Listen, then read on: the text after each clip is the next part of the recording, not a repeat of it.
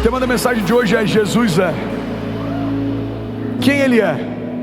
Para alguns Ele é uma figura folclórica, para outros uma figura religiosa, para alguns Ele é um amigo. Alguns de nós talvez só tenham uma imagem de Jesus que foi apresentada por alguém. Talvez o Jesus que você conhece é um Jesus evangélico, talvez o Jesus que você conhece é o Jesus católico, talvez o Jesus que você conhece é o Jesus dos seus pais, quem sabe o Jesus que você conhece é o Jesus dos seus avós. Mas existe um momento na história em que Jesus quer se apresentar diretamente para nós. Nós conhecemos de ouvir falar, mas conheceremos de caminhar com Ele. Alguém está comigo? Diga amém. E à medida que vai aumentando, Diniz, a revelação a respeito da pessoa de Jesus, vai aumentando o meu acesso à minha herança também. Quando eu sei quem Jesus é, eu sei o que Ele pode, eu sei o que eu posso nele. Podemos todas as coisas naquele que nos fortalece. Quando eu entendo que Ele é pastor, eu sou pastoreado. Quando eu entendo que Ele é Senhor, eu sou governado. Quando eu entendo que Ele é Salvador, eu sou salvo. Quando eu entendo que Ele é provedor, eu sou provido. Quando eu entendo que Ele é cura, eu sou curado. Quando eu entendo que Ele é liberdade, eu sou liberto. Quando eu entendo que Ele é transformador, eu sou transformado.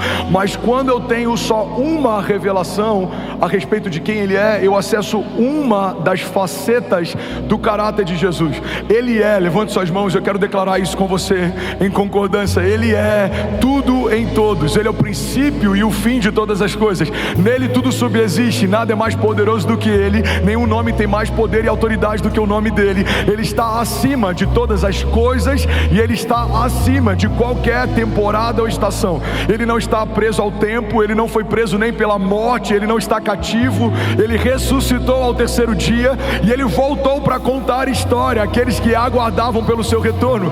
Ele fez uma promessa: eu voltarei para buscar a minha igreja. E nenhuma palavra que Ele liberou, nenhuma promessa que Ele fez é vazia, infundada ou é uma inverdade. Ele não é homem para que minta, Ele não é filho do homem para que se arrependa. Se Deus disse que algo vai acontecer, nós cremos. Nos céus já aconteceu. Alguém comigo aqui, diga amém. Então quero usar o texto de Isaías 9:6. E a gente vai passear um pouco nesse texto, a gente vai mergulhar em algumas chaves, em algumas revelações bíblicas que esse texto carrega. Isaías 9:6 é uma palavra liberada sobre um profeta que falava a respeito de um tempo vindouro, quando Jesus nasce e quando todas as coisas se estabelecem, se cumpre Isaías 9:6. Irmão, olha para mim. Quando Jesus viveu da forma que viveu, todas as promessas a respeito do Messias se cumpriram. Ele seria da linhagem de Davi, maldito seria aquele colocado sobre o madeiro. Tudo que a palavra falava a respeito de Jesus se cumpriu em Jesus. Alguém está comigo? Diga amém. Mas a Bíblia diz que existem dois homens caminhando num caminho para Emaús, ou seja, quando eles souberam que Jesus morreu, eles desanimaram na fé e voltaram para a sua cidade. Irmão, pega isso aqui em nome de Jesus. A Bíblia diz que Jesus caminha com eles no caminho de regresso, de retrocesso, de desânimo, de desistência. E Jesus está com eles no caminho. E Jesus começa a falar sobre o que a palavra dizia a seu próprio respeito. Por que vocês estão voltando? E eu vou parafrasear aqui. A gente está voltando porque a gente achou que ele seria o Messias, mas mataram aquele que a gente imaginou que seria o nosso Salvador. E aí Jesus começa a lembrar para eles o que a palavra dizia. Mas a palavra não dizia: maldito é todo aquele colocado no madeiro. A palavra não dizia que era necessário que ele fosse morto. A palavra não dizia. E a palavra de Deus diz que quando eles chegam em casa, Jesus vai como se estivesse indo embora, e eles convidam ele para entrar. E quando ele parte o pão, então eles têm a revelação de que ele era Jesus o tempo todo. E eles falam entre si: não queimava o nosso coração quando ele dizia todas aquelas coisas? Vamos pegar isso aqui. Aqueles homens desanimaram porque se esqueceram do que a palavra dizia. Não acredite que você não vai desanimar se você se esquecer ou nem souber o que a palavra diz a seu respeito, a respeito do reino de Deus, a respeito das bênçãos de Deus, a respeito das heranças de Deus. Porque quando eu não conheço a palavra, eu não consigo viver a plenitude da vontade de Deus. A palavra de Deus diz: conhecereis a verdade e a verdade vos libertará. Entender quem Jesus é, saber quem Jesus é, não é uma opção para quem carrega uma fé cristã. É o ponto de partida. Saber quem Jesus é faz eu ter uma firme convicção naquilo que Ele pode. Crer naquilo que Ele pode me faz descansar na certeza de que mesmo que os dias sejam maus, Deus é bom. Mesmo que exista choro na minha noite, certamente a alegria vai vir pela manhã. Mesmo que os meus inimigos me sequem, maior é o que está em mim do que tudo que se levanta ao meu redor. Mesmo que o vale seja de sombra e morte, eu sei que existe uma mesa no final desse vale preparada para mim. E nessa mesa o Senhor vai me honrar, ungindo a minha cabeça com óleo, o meu cálice Ele vai fazer transbordar. Essa firme convicção faz com que eu não caminhe debaixo de conselhos de homens ou de opiniões de outros, mas debaixo de uma palavra de Deus. Faz com que eu não seja circunstancial. No dia bom eu estou feliz, no dia mau eu estou abatido. Não, em todo o tempo eu caminho debaixo de uma palavra. E mesmo que os dias passem, os tempos passem, mesmo que reinos passem, as palavras de Deus, elas não passarão. A firme convicção a respeito da pessoa de Jesus gera uma fé inabalável. Não existe espaço para dúvida, não existe espaço para inquietação, porque todo medo é uma expressão de dúvida. Eu tenho medo de morrer, é uma dúvida, eu não sei se eu vou continuar vivo. Eu tenho medo de não prosperar, é uma dúvida, eu não sei se eu vou ter provisão suficiente. Eu tenho medo de perder o coração dos meus filhos, é uma dúvida, eu não sei se o meu coração vai ser convertido a eles e o coração deles vai ser convertido ao meu. Todo medo é uma expressão de dúvida, mas a Bíblia diz que o verdadeiro amor lança fora todo medo. Ou seja, quando eu entendo que eu sou amado, não há espaço para medo. Levante suas mãos em nome de Jesus.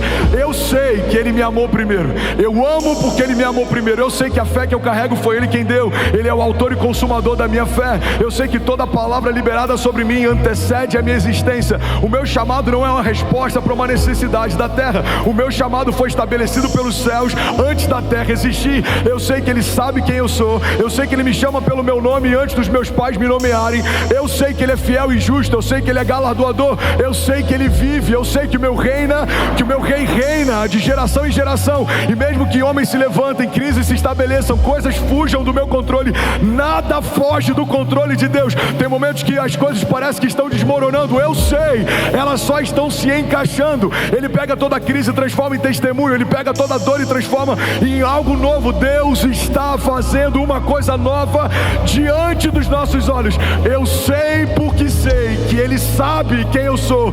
Ele sabe o que eu preciso. Ele sabe o que me falta, porque só quem me viu completo sabe qual parte falta quando me vê em cacos. Ele me fez pleno, Ele me fez inteiro.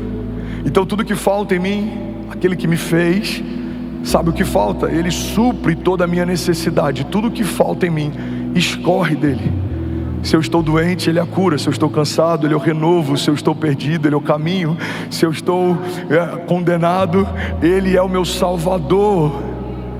Se eu estou vivendo períodos de escassez, Ele é o Jeová Jireh, Ele é a minha provisão, Ele é a minha bandeira, Jeová Nissi.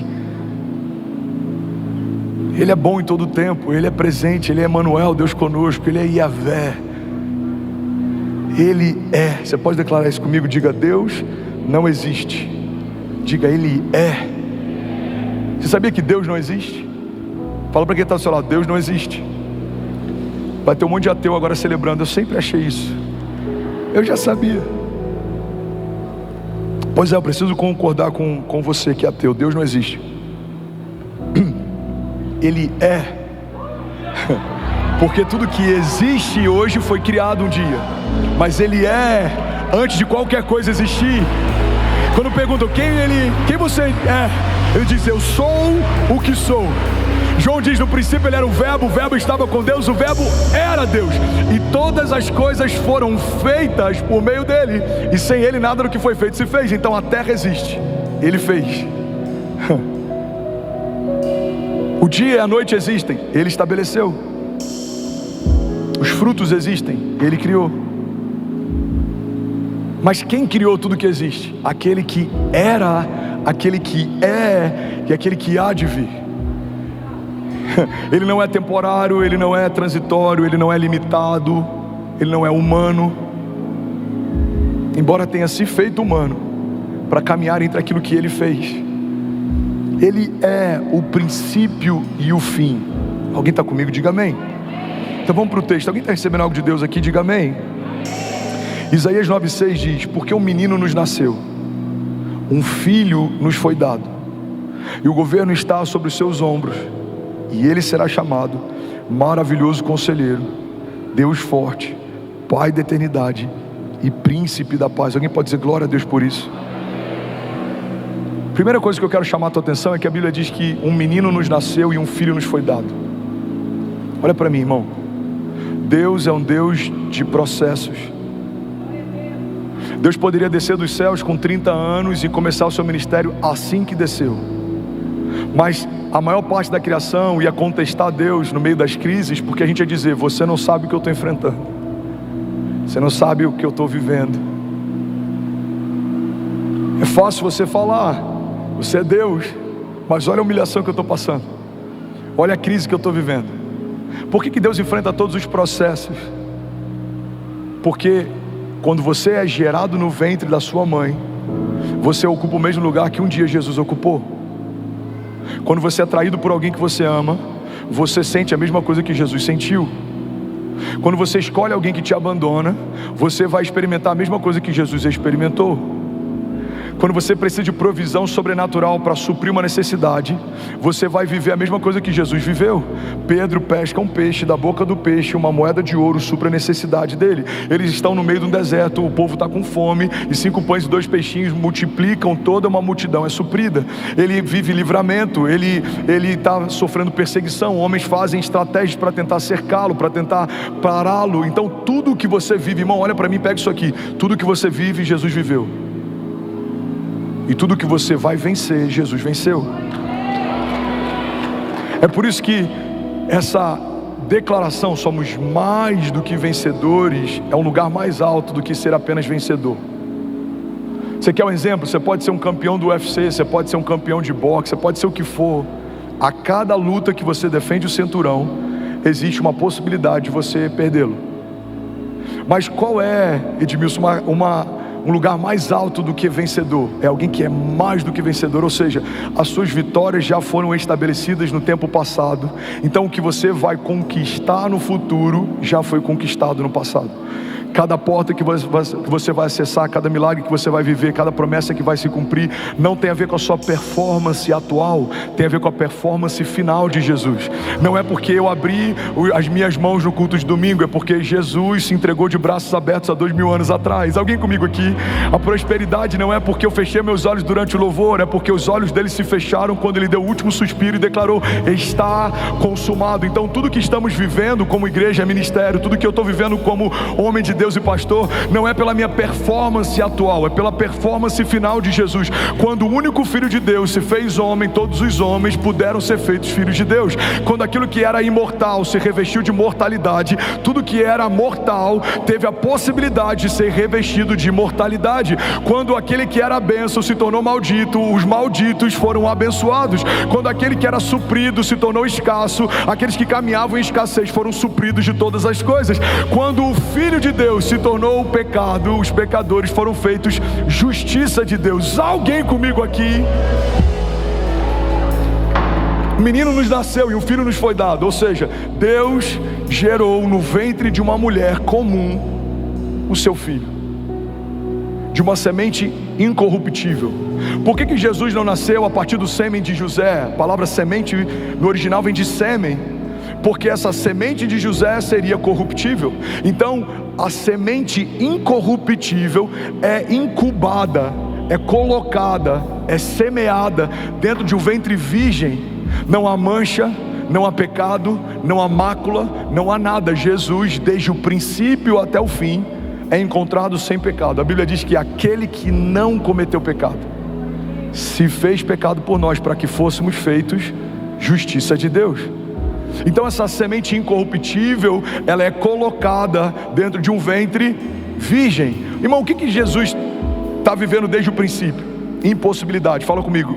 Impossibilidade é o melhor cenário para conhecermos a pessoa de Jesus. Alguém está recebendo algo de Deus aqui? Deus não pega qualquer ventre, Deus pega um ventre virgem. E Ele usa para anunciar o caminho, também não usa qualquer ventre, Ele usa um ventre estéril. Ele submete um ventre estéril de Isabel a vida de João Batista, a voz que clama no deserto. E Ele submete sobre um ventre virgem de Maria o seu próprio filho. O que Deus está deixando claro para a criação? Eu não dependo da qualidade do ambiente. Quando eu chego, algo acontece. O ambiente pode ser estéril, a vida de Deus chegou, algo vai acontecer. O ambiente pode ser virgem, nada aconteceu. Ele é inédito, não existe nada, algo vai acontecer. Irmão, guarda isso. O ventre virgem de Maria pode ser na nossa vida também um simbolismo, uma tipificação de um tipo de ambiente em que Deus faz. Deus pega do nada e a partir do nada algo acontece. Talvez você vai dizer: pastor, a minha família não tem nada. Esse ambiente é estéril ou é virgem? É estéril, a gente não consegue, nada acontece, não flui, nada prospera. Eu creio que pode nascer nesse ambiente uma voz que clama no deserto: algo vai acontecer. Não, pastor, é virgem, acabei de casar, a nossa casa não tem nada, a gente é uma página em branco, a gente está ouvindo dos céus qual vai ser a próxima direção, a gente está crendo que algo vai acontecer. É um ambiente virgem. Nesse lugar existe redenção, salvação, existe caminho, verdade, vida.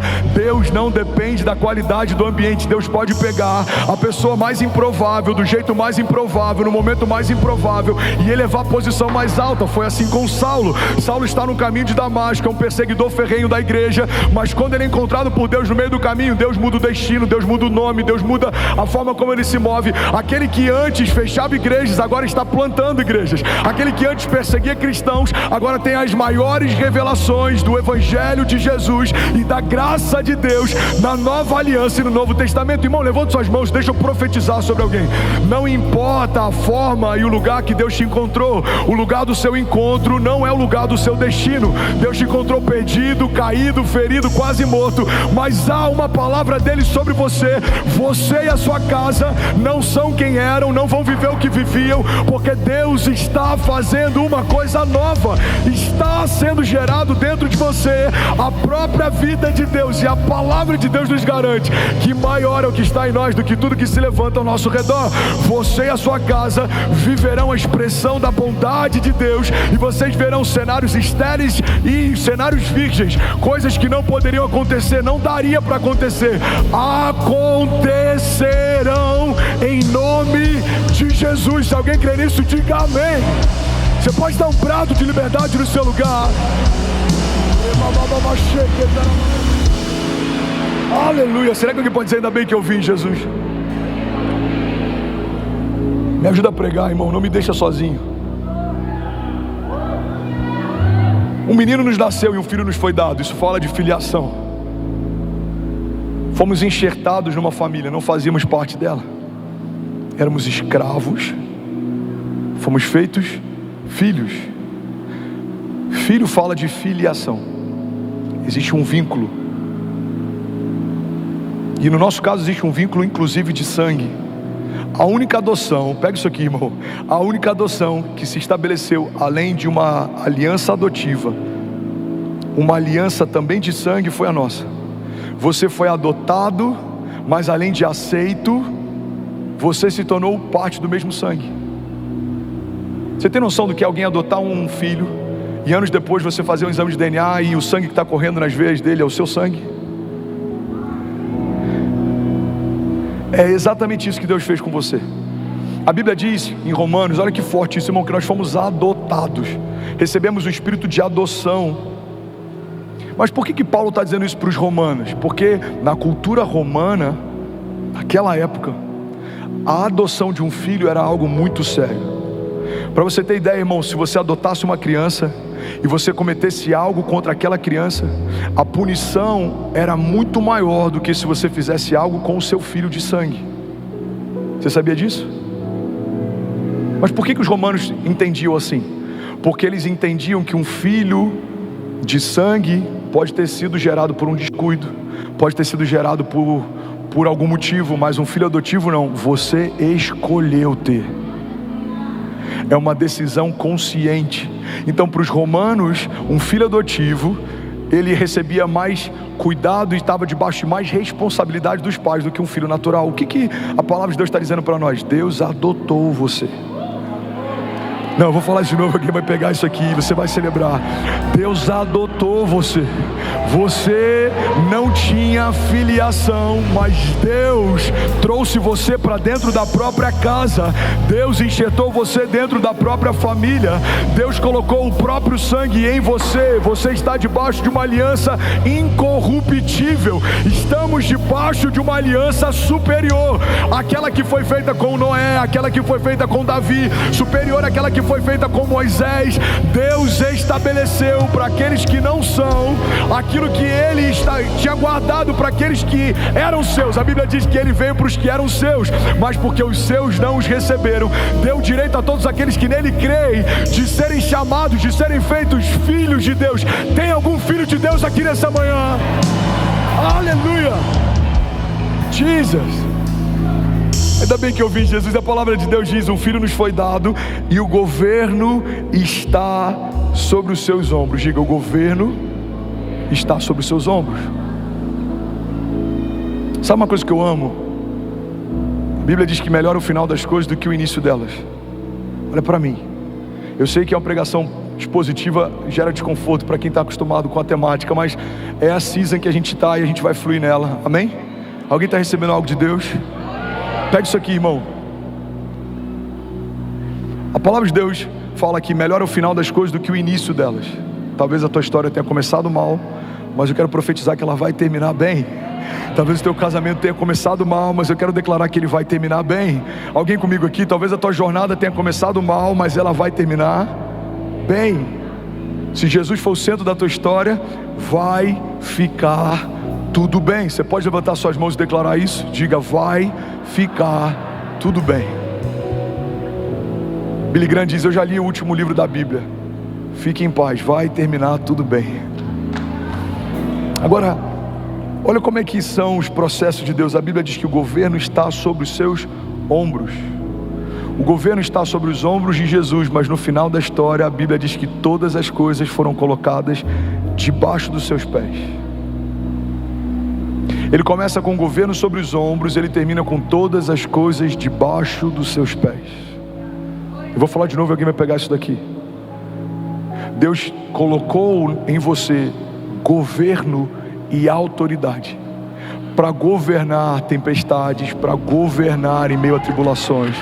E por mais que algumas coisas se levantem, irmão, vai chegar um momento em que todas as coisas serão colocadas debaixo dos nossos pés. Levante as suas mãos em nome de Jesus, e a cada palavra que eu declarar, eu quero que você declare e diga: debaixo dos meus pés. Vocês estão preparados? Então levante suas mãos, feche teus olhos. Depressão e pensamentos de morte. Vamos, alguém aqui? Divórcio e quebra de alianças. Escassez e todo pensamento e mentalidade de falta. Vamos, alguém aqui? Toda frieza ou cansaço, desânimo e abatimento espiritual. Toda arma forjada contra você, toda palavra maldita liberada contra você, toda obra de feitiçaria feita contra você, toda palavra maldita liberada em juízo contra os seus, tudo que se levanta, tudo que te cerca, toda tribulação, toda retaliação, toda tempestade, todo deserto, todo gigante. Vamos, levante suas mãos, diga: Deus estabeleceu sobre a sua igreja governo e autoridade para governar circunstâncias e estações. Vamos, alguém aqui? Declare com autoridade, diga: Deus declarou que a sua igreja reinará em vida. Diga: reinaremos, governaremos, avançaremos, prosperaremos, e as portas do inferno não prevalecerão contra nós. Você pode dar um prato de liberdade no seu lugar. Aleluia. Aleluia. Aleluia. Alguém feliz com Jesus ainda? Eu não sei você, mas eu já estaria de pé em alguns momentos dessa palavra.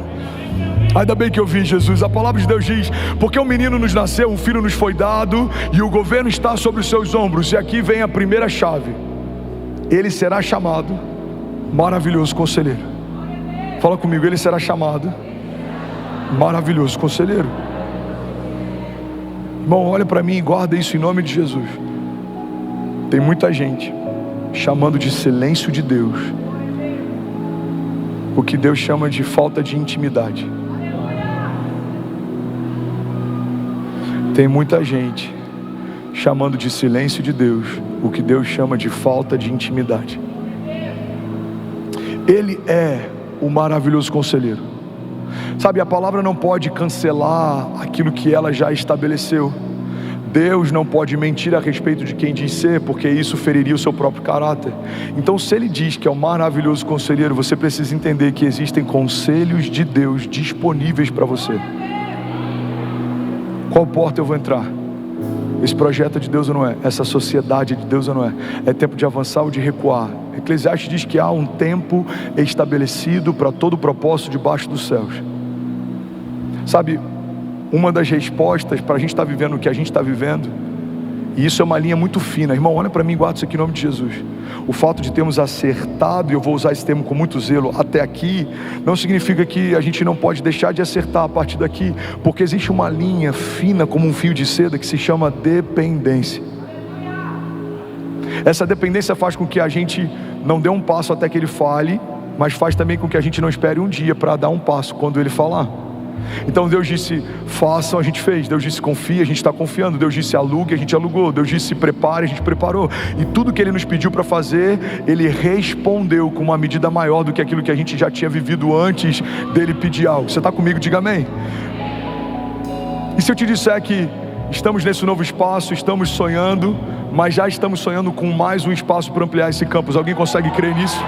E se eu te disser que pelos olhos da fé eu já consigo ver uma universidade cristã no coração da nossa igreja? Alguém pode dizer glória a Deus por isso? E se eu te disser que já estamos sonhando e conversando e negociando uma escola confessional trilingüe que vai educar os nossos filhos em 3 idiomas e eles ouvirão a respeito da palavra da fé enquanto estudam? Alguém pode dizer glória a Deus por isso?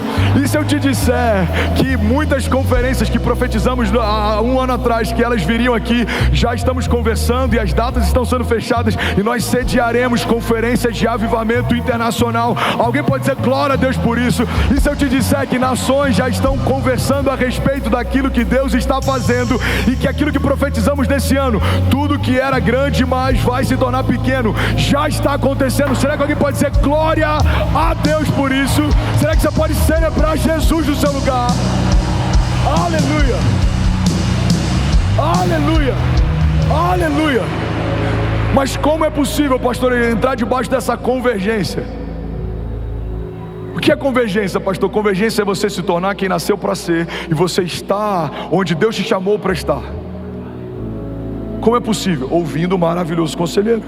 Ele diz comprem, comprem. Ele diz vendam, vendam. Ele diz façam, façam. Ele diz doem, doem. Ele diz parem, parem. Ele diz avancem, avancem. Sabe qual é o nosso problema? Às vezes a gente permanece em lugares que a gente deveria passar e a gente passa por lugares que a gente deveria permanecer. A palavra de Deus diz que Jesus está dormindo numa tempestade e os discípulos estão desesperados. Jesus dorme e os discípulos se desesperam. Você está comigo? Mas a Bíblia diz que nos momentos finais de Jesus, Malaco, olha isso aqui que forte. Jesus está angustiado. A Bíblia diz que ele sente uma angústia mortal, ele transpira sangue. E ele pede para os discípulos que os discípulos orem. E quando ele retorna, os discípulos estão dormindo. Quando Jesus fala para descansar, eles se desesperam. Quando Jesus fala para eles clamarem, eles dormem. Irmão, o que vai definir a medida e a velocidade da sua jornada de fé é o quão alinhado você está com os batimentos do coração de Jesus. A palavra concordância no original vem de concordes. A etimologia da palavra concordância é concordes, ou seja, corações alinhados. A palavra discordância vem de discordes, corações desalinhados, desconectados. Quando a palavra nos aconselha a caminhar em concordância, é porque a única forma de você viver a plenitude da vontade de Deus é o seu coração batendo na frequência do coração de Deus.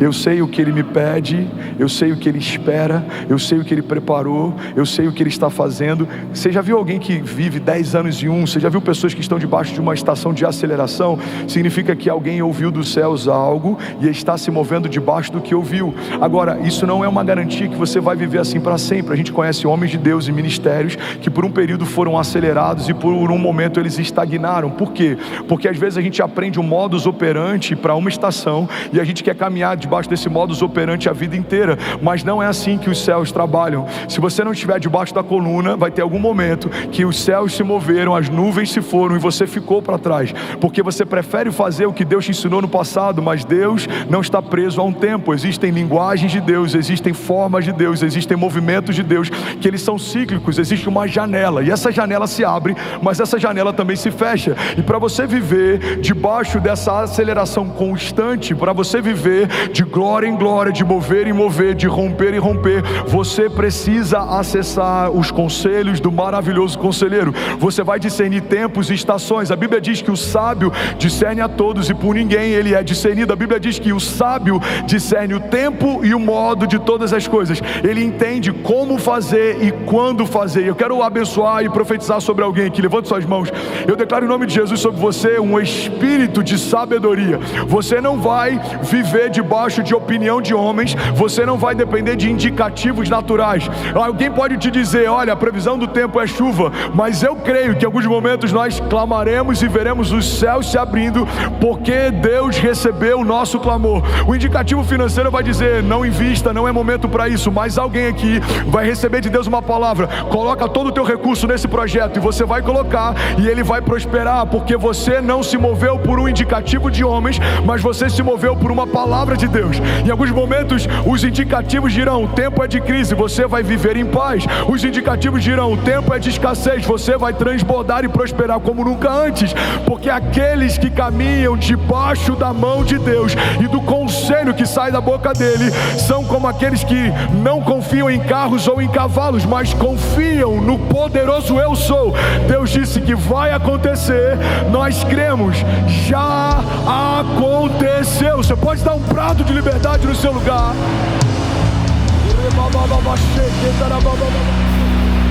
Aleluia. Alguém feliz com Jesus ainda? Diga amém. Jesus. Segunda característica de Jesus. Fala comigo, Ele é o Deus forte. Irmão, isso aqui é muito poderoso, olha para mim. Ele é o Deus forte. Tem uma frase do Max Lucado que eu amo, já citei pelo menos umas 200 vezes. Eu acho que eu já citei tanto que em algum momento ele vai passar para mim a autoria dessa frase.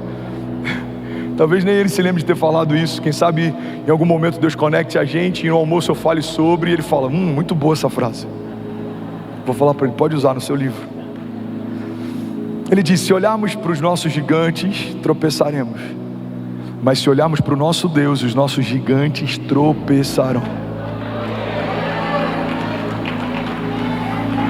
A sua perspectiva, se for para Jesus, você pode fazer melhor.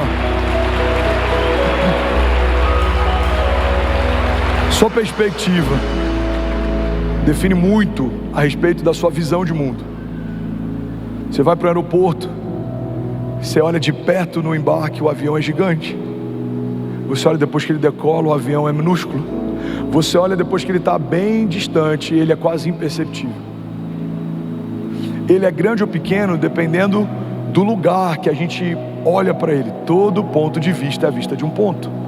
Assim são os nossos gigantes, e assim é o nosso Deus. Se você se inclina para olhar para os seus problemas mais do que você se inclina para olhar para as suas promessas, os seus problemas parecerão mais poderosos do que as suas promessas. Você quer um exemplo disso? Começamos os nossos dias muitas vezes acessando os noticiários, mas poucas vezes acessando um devocional. A gente ouve o que a notícia do dia fala, mas a gente não acessa o que a boa notícia já falou há milhares de anos atrás. Então o jornalista diz: existe um caos hoje na nação, mas a palavra de Deus está dizendo: toda a terra está cheia da glória de Deus. Se eu só olho o noticiário e eu nunca olho a palavra de Deus, os problemas de hoje vão parecer mais poderosos do que as promessas de ontem. Alguém está comigo? Pastor, então você está dizendo que eu tenho que me alienar? Não, não é isso. Guarda isso aqui. mas você tem que definir bem o lugar de influência que cada coisa tem. Bill Johnson diz que a fé não é a negligência do problema, mas é não dar ao problema um lugar de influência dentro da nossa história. O problema continua sendo problema, mas ele não define o que eu vou viver. A doença continua sendo doença, mas ela não é a palavra final sobre a minha vida. A crise continua sendo crise, mas eu sei que os pensamentos que Deus tem a meu respeito são pensamentos de paz e não de mal, para me dar o fim que eu desejo. Então, irmão, o povo de Deus não deve ser alienado, mas vivemos só olhando para os problemas e não para as promessas já é uma forma de alienação. Já ouviu falar de alienação parental? É quando um dos pais gera uma influência sobre o filho a ponto de deturpar coisas. A gente acreditou e a gente comprou isso. Guarda isso aqui em nome de Jesus. O mundo criou uma mentira de que sermos crentes, sermos povo de Deus, isso é uma alienação. Mas se existe uma alienação de verdade, é você estar dentro da casa de Deus e não pensar como um homem de Deus, e não se mover como um filho de Deus, e não acessar a herança de Deus, e não viver as promessas de Deus, porque você, eu vou botar entre aspas, mudou de lado, mas continua olhando para fora. Você faz parte de um reino eterno, mas continua se movendo por um reino passageiro. Você faz parte de um povo eleito, mas você continua olhando para fora a partir de uma perspectiva natural. Irmão, olha para mim, alguém está recebendo algo de Deus aqui? Não faz sentido estarmos debaixo de uma nova aliança, mas nos movermos como se estivéssemos na antiga aliança. Você está debaixo de uma nova aliança. E o que essa nova aliança te tornou? Te tornou mais do que vencedor. Te tornou rei e sacerdote. Você ministra diante de Deus. Você tem acesso à presença de Deus. Você carrega a vida de Deus. Você fala em nome de Deus. Você liga e desliga na terra e nos céus. Você profetiza, libera palavras e elas se cumprem. Você toca enfermos e eles são curados. Você ora por cativos e eles são libertos. A palavra de Deus diz: o Senhor me ungiu para anunciar o seu ano aceitável. O que era o ano aceitável do Senhor? Era o jubileu, quando 7 ciclos de 7 anos se completavam. Todos os escravos eram libertos, todas as dívidas eram perdoadas e todas as terras voltavam para o seu dono de origem. O que a palavra está dizendo é: o Senhor nos ungiu para declarar aos cativos a liberdade. A sua dívida foi paga, as algemas foram quebradas, você não é mais cativo, as cadeias se romperam. Se Cristo nos libertou, verdadeiramente somos livres. Qual é a boa notícia que nós temos para os enfermos? Isaías 53 declara: certamente Ele levou sobre si as nossas doenças e enfermidades, e o castigo que nos trouxe a paz estava sobre Ele, pelas suas pisaduras nós fomos sarados. As terras voltam ao lugar de origem. Aonde você colocar a planta dos seus pés, abençoado será. Pede-me e eu te darei nações por herança e os confins da terra como a sua propriedade. Ei, eu vim aqui debaixo da unção do Senhor nessa manhã para declarar que o ano aceitável dele já está estabelecido. Não há condenação, não há julgo, não há peso, não há juízo, não há correntes ou cadeias, não há principados ou potestades, não há anjos ou demônios, não há nada nos céus ou debaixo dos céus, não há nada na terra ou debaixo da terra, não há nada no presente nem no porvir, não há altura nem profundidade, não há nada na criação capaz de nos separar do amor de Deus que está em Cristo Jesus. Alguém crê nisso aqui, pelo amor de Deus? Ele é um Deus forte, fala comigo, Ele é um Deus forte. Salmos 46:1 diz: Deus é o nosso refúgio e fortaleza, Ele é auxílio presente na adversidade, por isso não temeremos, embora a terra trema e os montes afundem no coração do mar, embora estrondem as suas águas turbulentas e os montes sejam sacudidos pela sua fúria. Há um rio cujos canais alegram a cidade de Deus, o santo lugar onde habita o Altíssimo. Deus nela está e ela não será abalada. Deus vem no seu auxílio desde o romper da manhã. Nações se agitam, reinos se abalam, mas Ele ergue a sua voz e toda a terra se derrete. O Senhor dos exércitos está conosco. O Deus de Jacó é a nossa torre segura. Alguém pode dizer glória a Deus por isso? Pastor, o que a palavra diz a respeito de Jesus? Me fala um pouco mais, talvez seja novo para alguém, ou talvez alguém aqui tenha esquecido. Eu não lembro quem é o autor, mas tem um autor francês que ele dizia que nada do que a gente fale no púlpito é algo novo, A nossa função é só relembrar aquilo que a gente jamais poderia esquecer. Talvez para alguém aqui o que eu vou falar você já sabia, mas se esqueceu. Talvez era um conhecimento que você tinha e se esvaiu. Talvez era uma convicção que você carregava e ela se perdeu. Eu não sei se é novo para você ou se Deus está relembrando você, mas eu quero liberar sobre você o que a palavra de Deus diz sobre Jesus. Você está comigo? Diga amém. Mateus 28:18 diz que Ele tem todo o poder no céu e na terra.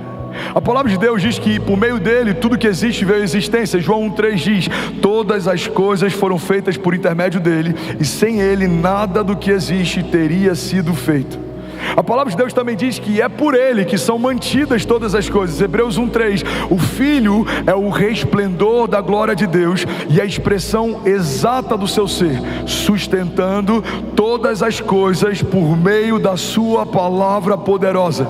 Depois de ter realizado a purificação dos pecados, ele se assentou à direita da majestade de Deus nas alturas. Alguém pode dizer glória a Deus por isso?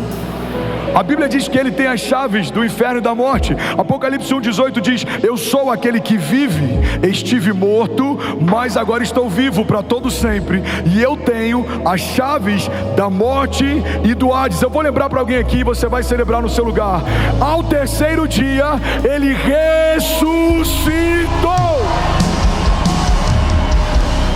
Aleluia, aleluia. A Bíblia diz em Colossenses 2:15 que ele despojou as autoridades e poderes malignos, fazendo de todos eles um espetáculo público, triunfando sobre eles na cruz do Calvário. A palavra de Deus também diz que a morte não pôde retê-lo. Deus o ressuscitou dos mortos, Atos 2:24. Mas Deus ressuscitou dos mortos, rompendo os laços da morte, porque era impossível que a morte o retivesse. Recebe isso em nome de Jesus. Todo laço de morte, tudo que te paralisava, tudo que te amedrontava, sejam pensamentos de morte, sejam palavras de morte, ou seja a morte sobre aquilo que Deus te entregou. Talvez sonhos que parecem mortos aos seus olhos, talvez projetos que parecem mortos aos seus olhos, talvez promessas que foram esquecidas. Eu vim aqui nessa manhã, debaixo do nome poderoso de Jesus, declarar que voltem a viver. Vale de ossos secos, voltem a viver. Assim diz o Senhor, em nome de Jesus. Se você recebe isso, diga amém. A Bíblia diz que ele foi exaltado por Deus. Filipenses 2:9 diz: por isso Deus o exaltou à mais alta posição e lhe deu o nome que está acima de todo nome, para que ao nome de Jesus se dobre todo o joelho nos céus e na terra e debaixo da terra, e toda língua confesse que Jesus Cristo é o Senhor, para a glória de Deus Pai. Alguém pode dizer glória a Deus por isso? A Bíblia diz que ele reinará e que todos os inimigos serão colocados debaixo dos seus pés. 1 Coríntios 15:24 diz: então virá o fim, e quando ele entregar o reino a Deus, o Pai, depois de ter destruído todo o domínio, toda a autoridade, todo o poder, pois é necessário que ele reine até que os seus inimigos sejam postos debaixo dos seus pés. E o último inimigo a ser destruído é a morte. Alguém pode dizer glória a Deus por isso? Terceira característica de Jesus, fala comigo: ele é o Pai da eternidade. Não, fala como quem crê nisso, diga: ele é o Pai da eternidade. Bom, olha para mim, guarda isso aqui. Tem alguém aqui que enfrenta a ansiedade? Eu vou te dar uma chave que vai mudar a tua história. Como Jesus consegue dormir em meio a uma tempestade? Qual é o segredo? Qual é o princípio? Qual é a chave? A gente aprende algo inclusive nesse dia com Jesus que é poderoso demais. Irmão, guarda isso aqui. Jesus estabelece um princípio: só pode dominar tempestades quem consegue dormir em meio a elas. Você só vai dominar os inimigos que não roubam o teu sono, porque a partir do momento que eles te amedrontam, você saiu desse lugar de autoridade. Por que Davi derruba um gigante? Porque a despeito do que todos os soldados pensavam sobre aquele homem, Davi foi o único que olhou para ele e viu a ausência de aliança. Davi olha para ele e fala: quem é esse incircunciso? Ou seja, quem é esse homem que não caminha debaixo de uma aliança de Deus, provocando aqueles que foram chamados por Deus? Se você olha para os seus inimigos de uma forma mais elevada do que eles são, você sempre vai achar que não vai conseguir vencê-los. Mas se você olha para os seus inimigos do tamanho que de fato eles são, você não vai ter dúvida: Jesus já venceu cada um deles por mim. Jesus, ele acalma a tempestade, mas antes ele dorme no meio dela. Você só vai dominar a tempestade que você consegue dormir em meio a elas. Alguém pega isso aqui em nome de Jesus. Mas tem um princípio nisso. Ele é o Pai da eternidade, Ele é onisciente, e Ele conhecia toda a palavra. Ele é o verbo, Ele é a palavra. Você está comigo? Então o Pai já havia dito que Ele seria morto numa cruz. Dani, o Pai já tinha dito: você vai ser enviado e você vai ser feito maldito no madeiro, Bia. Então quando existe uma tempestade, eu imagino Jesus olhando para as ondas e Ele fala: meu Pai já disse que não é afogado que eu vou morrer. Então hoje não é o meu dia. Quando você conhece o seu futuro, você não fica angustiado durante os processos do seu tempo presente. Por quê? Porque você já ouviu de Deus a última palavra a seu respeito. Irmão, pega isso aqui. Jesus trabalhou com algo que não é uma coincidência. Jesus trabalhou todos os dias com os mesmos elementos que o crucificariam. Jesus era carpinteiro, Jesus era construtor, ele trabalhava com prego, Ronaldo, ele trabalhava com martelo, ele trabalhava com madeira. Pega isso aqui, irmão. Quantos aqui creem que de fato Jesus sabia que a cruz o aguardava? Quantos aqui entendem que a cruz não foi um problema, a cruz era a promessa?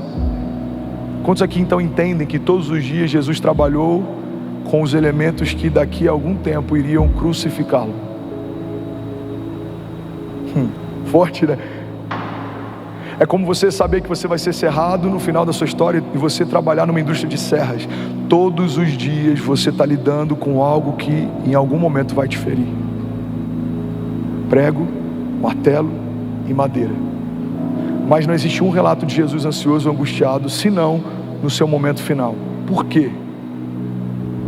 Porque quando a gente caminha debaixo do Pai da eternidade, a gente não fica ansioso ou preocupado com momentos futuros, porque a gente sabe a quem o futuro pertence. Eu vou falar isso de novo. A Bíblia diz: alguns confiam em carros, outros confiam em cavalos, mas nós confiamos no Deus da nossa salvação. Quando você confia no Pai da eternidade, você sabe: meu amanhã vai ser melhor que hoje.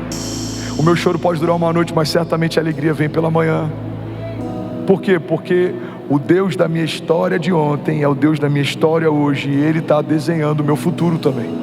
A palavra de Deus diz, eu não lembro qual o Salmo 139 diz: os teus olhos viram meu embrião, todos os dias determinados para mim foram escritos no seu livro antes de qualquer um deles existir. Alguém pode dizer glória a Deus por isso? Eu preciso finalizar aqui. Eu vou falar de novo para alguém pegar essa deixa. Eu preciso finalizar aqui. Vocês são muito espontâneos. Não, gente, é sério, eu preciso finalizar aqui. Quarta característica, alguém está comigo ainda? Diga amém. A Bíblia diz que Ele é o príncipe da paz. O louvor pode ir subindo, para parecer que a gente está terminando. A Bíblia diz que Ele é o príncipe da paz. A palavra príncipe, Rafa, significa no latim príncipes, ou seja, o primeiro, o que vai à frente. Bom, olha para mim. Você sabe o que é um príncipe? É alguém que se antecipa, é alguém que é primícia em algo, é alguém que é a primeira parte, é alguém que vai à frente. A Bíblia não diz apenas que Ele é a paz, a Bíblia diz que Ele é o príncipe da paz. Por que Ele é o príncipe da paz? Porque quando Ele chega primeiro, a paz se estabelece e vem logo em seguida. Vamos pegar isso aqui em nome de Jesus. Quando Jesus entra na sua casa, a paz de Deus acompanha a pessoa de Jesus. Quando Jesus entra na tua empresa, a paz de Deus acompanha a pessoa de Jesus. Quando Jesus entra na sua família, a paz de Deus acompanha a pessoa de Jesus. Quando Jesus entra na sua vida, a paz de Deus acompanha a pessoa de Jesus. Todos os lugares que a gente não tem experimentado paz são lugares que a gente ainda não deu para Ele o governo. É impossível entregarmos para Ele o governo de alguma área e essa área não ser repleta de paz. Agora tem uma chave aqui, alguém quer pegar? Diga amém.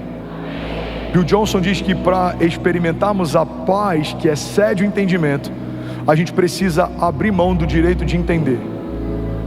Vou falar de novo. Para você experimentar a paz que excede o entendimento, você vai precisar abrir mão do direito de entender. Tem áreas que a gente não consegue viver em paz, porque a gente ainda quer entender tudo, como vai ser, de que forma vai ser, e isso consome você. Como vai ser, de que forma vai acontecer, a porta vai se abrir, será que o contrato vai assinar, irmão? A palavra de Deus diz: eu bem sei os pensamentos que tem a vosso respeito, diz o Senhor. Recebe isso em nome de Jesus. Pensamentos de paz e não de mal, para te dar o fim que você deseja. A palavra de Deus diz: eu sei os pensamentos que eu tenho a vosso respeito.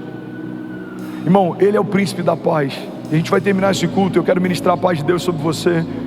E a gente vai receber testemunhos nos próximos dias de pessoas que venceram a ansiedade, pessoas que venceram a depressão, pessoas que estão dormindo como nunca antes. Alguém recebe isso aqui em nome de Jesus? Deus vai inundar a tua mente com paz. Deus vai inundar a tua casa com paz. Deus vai inundar os teus negócios com paz. Porque a palavra de Deus nos garante que Ele é o príncipe da paz. É impossível a pessoa de Jesus chegar e a paz não acompanhá-lo, porque paz não é o que Ele faz, paz é quem Ele é. Milagres não são o que Ele faz, milagres são parte de quem Ele é. Cura não é só o que Ele faz, cura é parte de quem Ele é. Alguém comigo aqui? Prosperidade não é o que Ele faz, prosperidade é quem Ele é. Ele é amor, Ele é justiça, Ele é paz, Ele é provisão, Ele é o que é. Então tudo que falta em você escorre de Jesus. E eu não sei o que te falta, eu não sei o que você precisa, mas Deus está dizendo para pessoas aqui nessa manhã: filho, o que queres que eu te faça? Apresenta para Ele com humildade a tua necessidade, porque Ele é fiel para suprir todas as nossas necessidades. O Senhor é bom e a sua misericórdia dura para sempre. E eu vou finalizar declarando Colossenses 1:12. A palavra de Deus diz: dando graças ao Pai que nos tornou dignos de participar da herança dos santos no reino da luz. Pois Ele nos resgatou do domínio das trevas e Ele nos transportou para o reino do Seu Filho amado, em quem temos a redenção, a saber, o perdão dos pecados. Ele é a imagem do Deus invisível, Ele é o primogênito de toda a criação, pois nele foram criadas todas as coisas, nos céus e na terra, as visíveis e as invisíveis, sejam tronos ou soberanias, sejam poderes ou autoridades, todas as coisas foram criadas por Ele e para Ele. Ele é antes de todas as coisas e nele tudo subsiste. Ele é a cabeça do corpo, que é a igreja. Ele é o princípio, o primogênito dentre os mortos, para que em tudo tenha a supremacia, pois foi do agrado de Deus que nele habitasse toda a plenitude e por meio dele reconciliasse todas as coisas, tanto as que estão na terra quanto as que estão nos céus, através do seu sangue derramado na cruz. Em outras versões a Bíblia diz: estabelecendo a paz pelo seu sangue derramado na cruz do Calvário. E aí, tudo bom? Você acabou de assistir uma mensagem aqui do nosso canal. Eu tenho certeza que ela te edificou e que ela vai gerar algo novo em você. E a gente separou mais 2 vídeos. Eu quero deixar essas indicações aqui para você continuar queimando com Jesus. E eu quero muito te fazer um pedido também. Se essa mensagem te edificou, comenta aqui embaixo, segue o canal e me ajuda a compartilhar para que mais pessoas sejam tocadas também. Deus te abençoe.